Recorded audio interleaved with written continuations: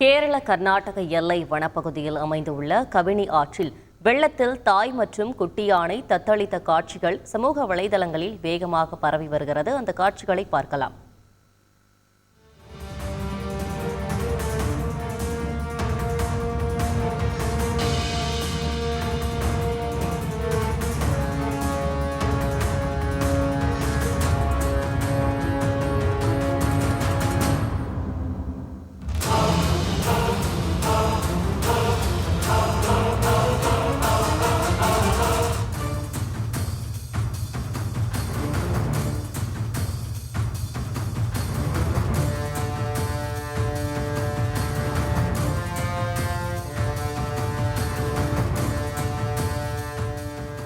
இது குறித்த கூடுதல் தகவலை செய்தியாளர் பிரசாத் வழங்கிட கேட்கலாம். பிரசாத், வணக்கம். இது தொடர்பான கூடுதல் விவரங்களை பதிவு செய்யலாம்.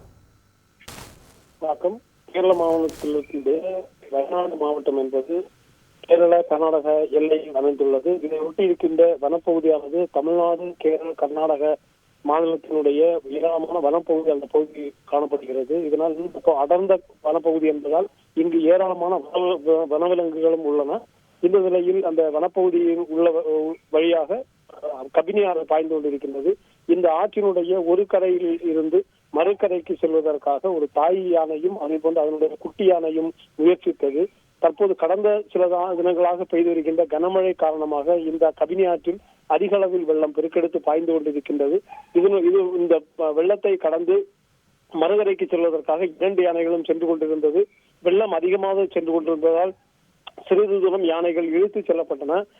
அந்த பகுதியில் இருக்கின்ற மக்கள் இதை கண்டுகொண்டிருந்தாலும் அந்த யானைகளை மீட்கவோ பாதுகாக்கவோ எந்த உதவியும் செய்ய முடியாத ஒரு சூழலில் பொதுமக்கள் ஒரு அதிர்ச்சியோடு பார்த்துக் கொண்டிருந்த போது சிறிது கடின முயற்சிக்கு அப்பால் அந்த 2 யானைகளும் ஒரு கரையிலிருந்து மறுகரைக்கு சென்று சேர்ந்தது. இந்த வெள்ளம், காட்டாற்று வெள்ளம் இழுத்து செல்கின்ற அந்த காட்சியை அந்த பகுதியை சேர்ந்த ஒருவர் வீடியோ பதிவு செய்து சமூக வலைதளங்களில் பகிர்ந்த நிலையில் அந்த காட்சி தற்போது வைரலாகி வருகிறது.